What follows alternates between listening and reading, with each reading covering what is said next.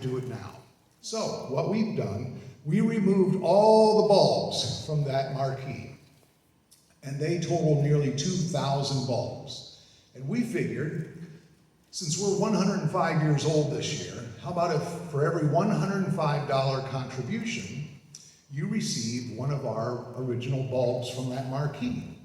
And so what we've done, we've gotten this really nice, beautiful plastic clear container thingy that we shredded old programs from years past as the padding, and we put one of our bulbs in here.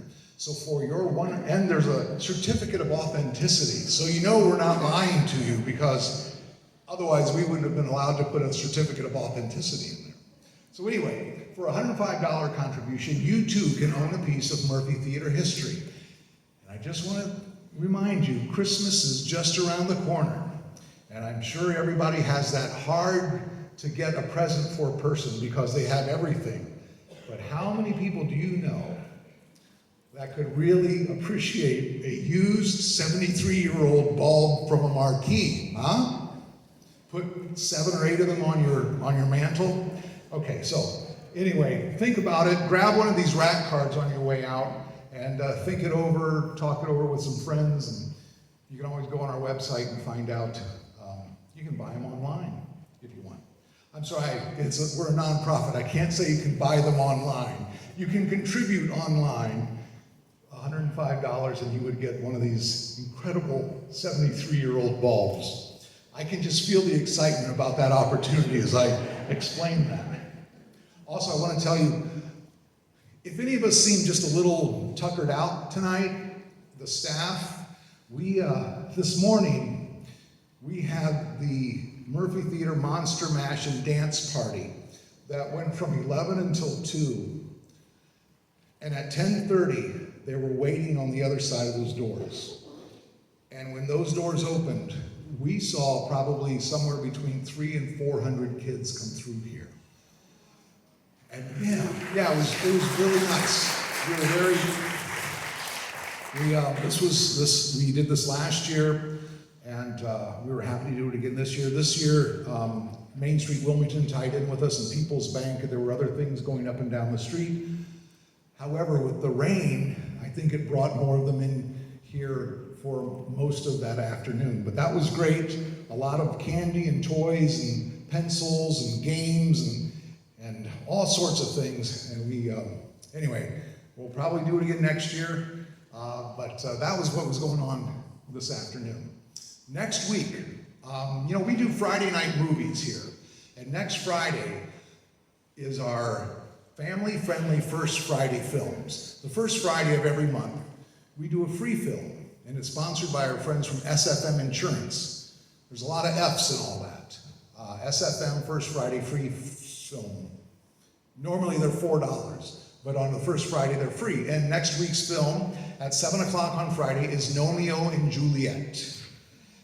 And then next Saturday, we have a tribute to both Billy Joel and Elton John with a concert called Face to Face. And that is next Saturday.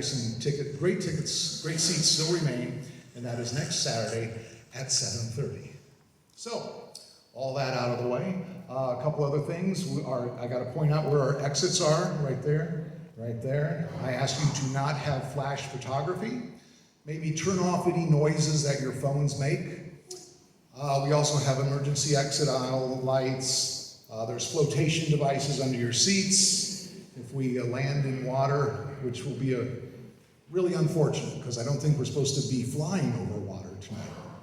And I want to tell you how I got to know Eric, the director of the community band. I think it was 2 years ago, the Holodazzle, the concert the community band plays the same night as Holodazzle. And as they were striking their equipment after the concert, I came up on stage. I had just started here. I was here a couple months. And I think I asked him where their home was. And if I remember correctly, he mentioned, well, we play a little bit here, our practices are here and are here. He said, so you don't really have like a permanent home.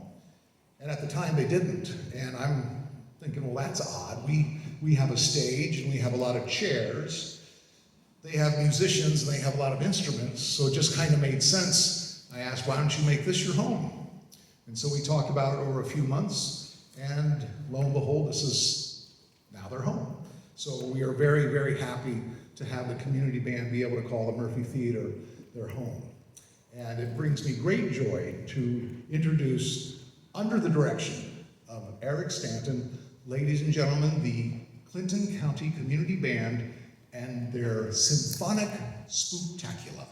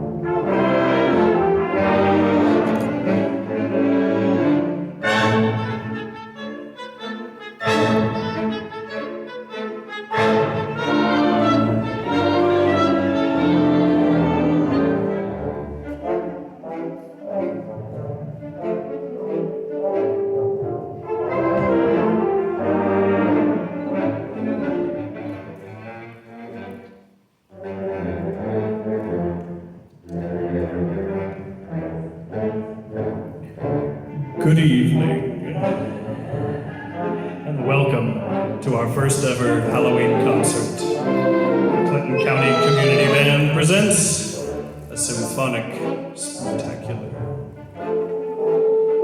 Tonight's show includes musical curiosities, both haunting and mysterious.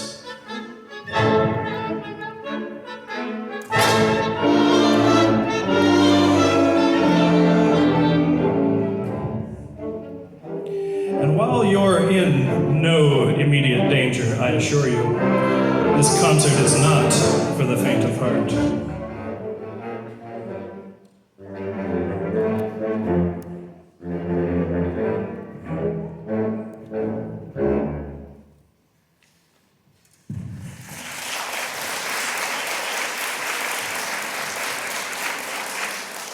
I won't do any more Alfred Hitchcock impressions, I promise.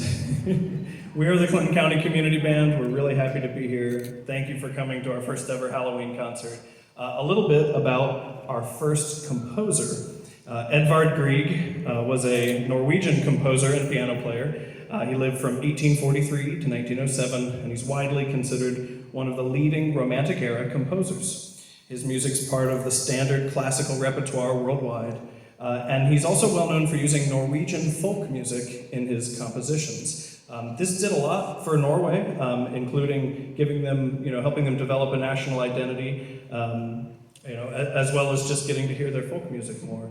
The first piece we're playing is an arrangement of Grieg's In the Hall of the Mountain King.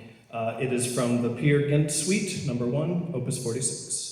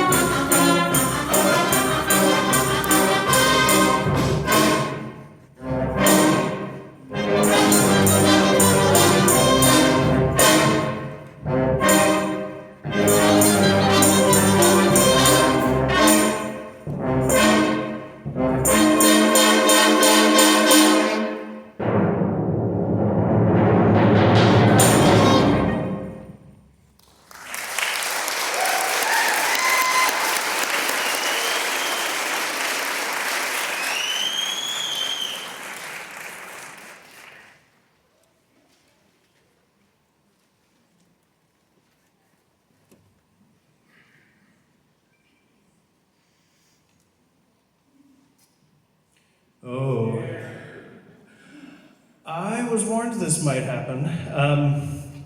You see, there's a reason we haven't done a Halloween concert before. We were warned it might draw the attention of a certain uninvited guest. It seems the phantom of this theater has taken an interest in our concert, but don't worry, they briefed me. I've got some rules for us. As long as we follow the rules, keep the phantom happy, we'll all stay safe. Rule number 1, if the phantom wishes to speak, we must hear it out. Rule number 2, if the phantom wishes to participate, we must allow it. It's the Phantom's theater, after all. And number 3, the most important rule, if you see the phantom, even if you're startled, even if the phantom appears in a place you weren't expecting, don't scream. It's very important that we don't let the phantom think we are repulsed or terrified of it. Just act natural, and we should have a great time. I'll talk about our piece next, but I think first we need to let the phantom have a say. Phantom, I address you now. What do you have for us? Hear the tolling of the bells, iron bells. What a world of solemn thought their monody compels. In the silence of the night, how we shiver with affright at the melancholy menace of their tone. For every sound that floats from the rust within their throats is a groan. And the people, the people, they that dwell up in the steeple all alone, and who tolling, tolling, tolling in that muffled monotone, feel the glory in so rolling on the human heart a stone. They are neither man nor woman, they are neither brute nor human, they are ghouls, and their king it is who tolls, and he rolls, rolls, rolls, rolls, a pain from the bells, and his merry bosom swells with the pain of the bells, and he dances and he yells, keeping time, time, time, in a sort of runic rhyme to the pain of the bells. Keeping time, time, time, in a sort of runic rhyme to the throbbing of the bells, bells, bells, to the sobbing of the bells. Keeping time, time, time, as he knells, knells, knells, in a happy runic rhyme to the rolling of the bells, bells, bells, to the tolling of the bells. The bells, bells, bells, bells, bells, bells, bells, to the moaning and the groaning of the bells.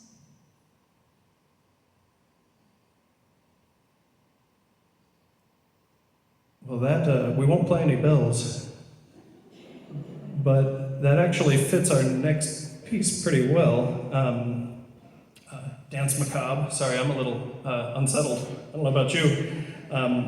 Dance Macabre is our next piece, fittingly. It's a tonal poem, originally written for orchestra, written in 1874 by the French composer Camille Cesson. According to legend, every midnight on Halloween, death appears. Just a legend, doesn't really happen, of course. And he calls forth the dead from their graves to dance for him while he plays his fiddle. You'll hear, in the beginning, a horn will play 12 notes. This is the tolling of the midnight clock. Immediately afterward, you'll hear the flutes and clarinets in tritones, which in Baroque and medieval music were used to represent evil. After which, we're off to our dance. Legend says, after the dance, which will last all night until the rooster crows, dawn breaks, and the dead return to their graves until next year.